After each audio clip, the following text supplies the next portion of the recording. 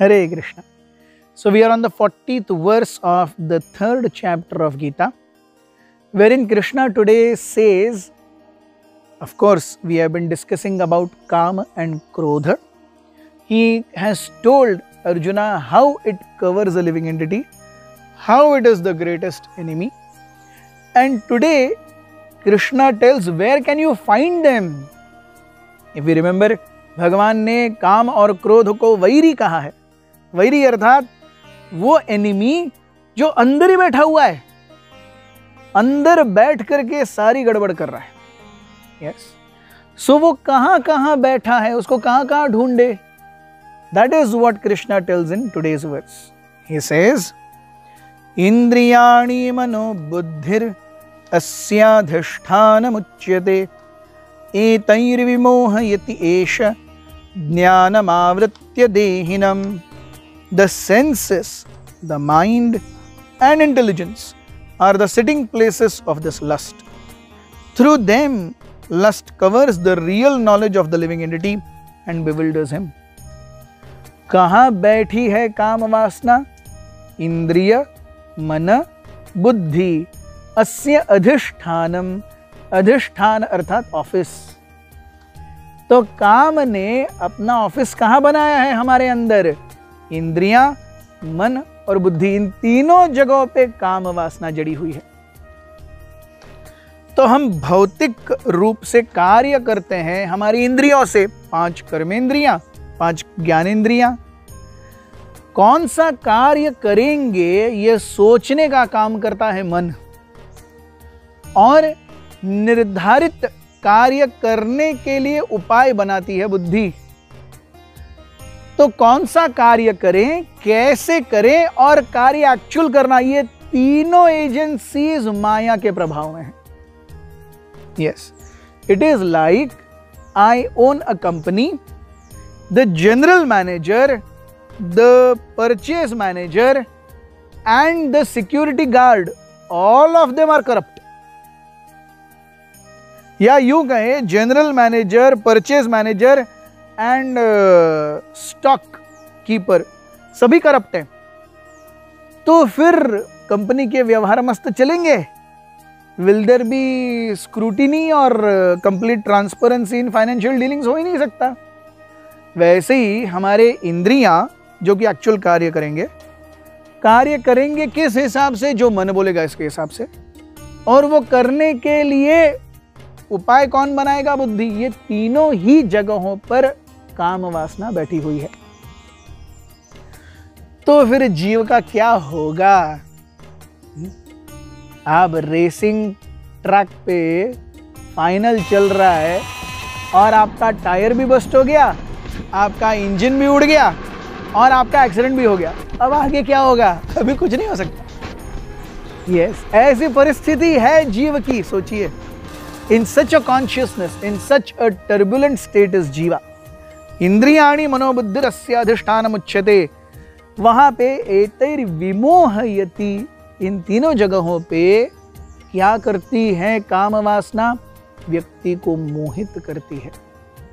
कैसे मोहित करती है? ज्ञानम आवृत्य, उसका जो असली ज्ञान है उसको ढक देती है.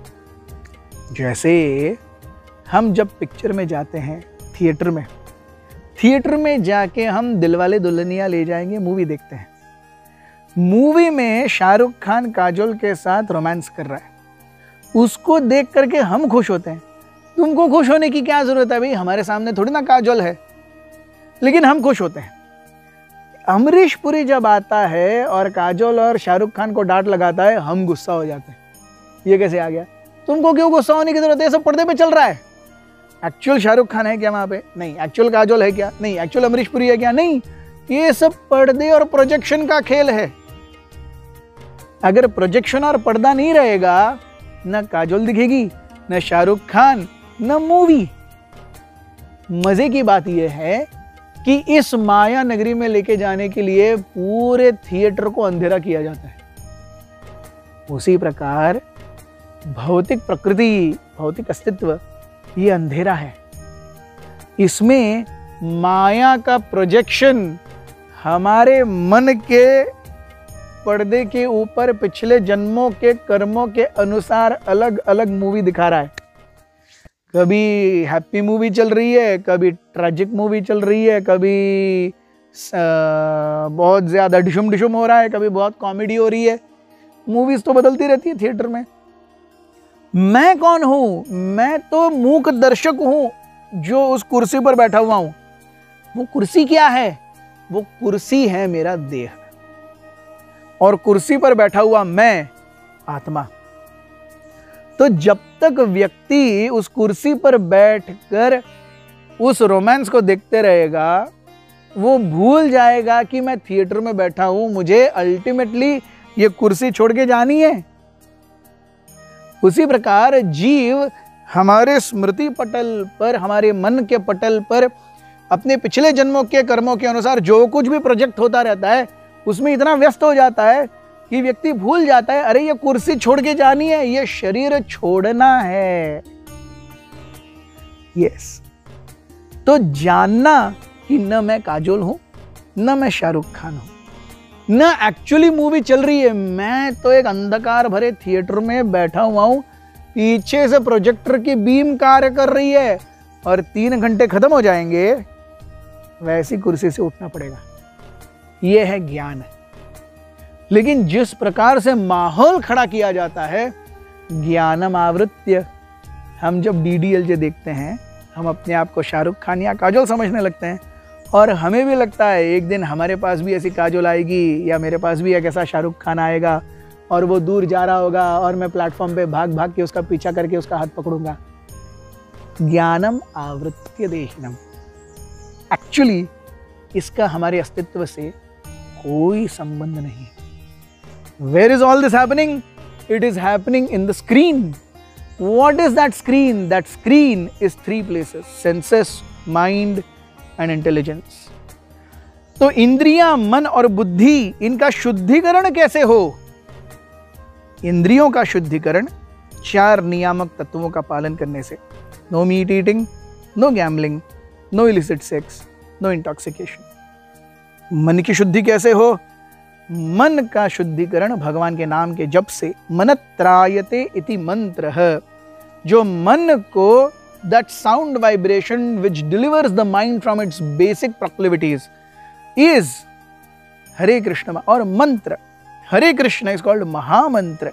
So chanting the holy names of the Lord regularly, Hare Krishna, Krishna Krishna, Hare Hare, Hare Rama, Rama Rama, Hare Hare. How to purify intelligence? By reading scriptures. That's what we have been doing. Trying to understand, memorize and apply. So following 4 regulative principles purifies body, senses. Chanting the holy names of the Lord purifies our mind, and reading of scriptures and studying them purifies intelligence. So now that we are about to end with our 3rd chapter in some time, couple of announcements. First, as you know, we have been after every chapter we have been holding a quiz for you, just so that you brush up with the contents of the chapter. So 43rd verse is the last verse. So 42nd and 43rd verse of the 3rd chapter, and 1st and 2nd verse of the 4th chapter. 4 days you will have the link to the quiz on 3rd chapter being given in description. आपके पास 4 दिन हैं. Please do study well. The next important thing is that this month is of Gita Marathon. Every year, International Society for Krishna Consciousness does a lot of endeavor to distribute and spread these teachings of Bhagavad Gita by giving Bhagavad Gitas to everyone and anyone. For this, worldwide, we have Gita Dan Yajna that has been going on. Devotees, they take Bhagavad Gitas, they distribute Bhagavad Gitas. Even if one is not able to distribute or give, one makes sure that one sponsors.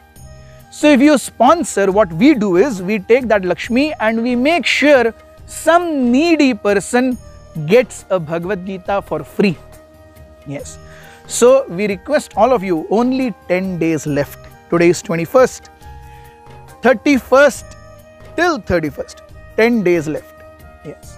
So at least 10 Gitas if all of you can sponsor. Yes. You can distribute yourselves or you can contact your nearest centers so that we will take care that 10 Bhagavad Gitas go. This is a very wonderful opportunity. Krishna says in Bhagavad Gita that no one is more dearer to me than someone who distributes this knowledge. Thank you very much. Also, on the 25th of December is Gita Jayanti. Christmas also happens to be Mokshada Ekadashi, wherein the actual tithi where Lord Krishna spoke Bhagavad Gita on the battlefield of Kurukshetra comes. On that day, we are having a live session from evening 4:30 to 6, wherein we'll be having a live session on YouTube describing the entire flow of Gita. पूरे 18 अध्याय किस प्रकार से चलते हैं, इसका हम अध्ययन करेंगे. And it will be followed by a question and answer session live. If you have any doubts about the chapter 2 or 3 or 1 or any general questions about Bhagavad Gita, in the live YouTube session, you can type your questions in the chat box and I'll be answering them live. So please do be with us. Do not miss this wonderful opportunity. Hare Krishna.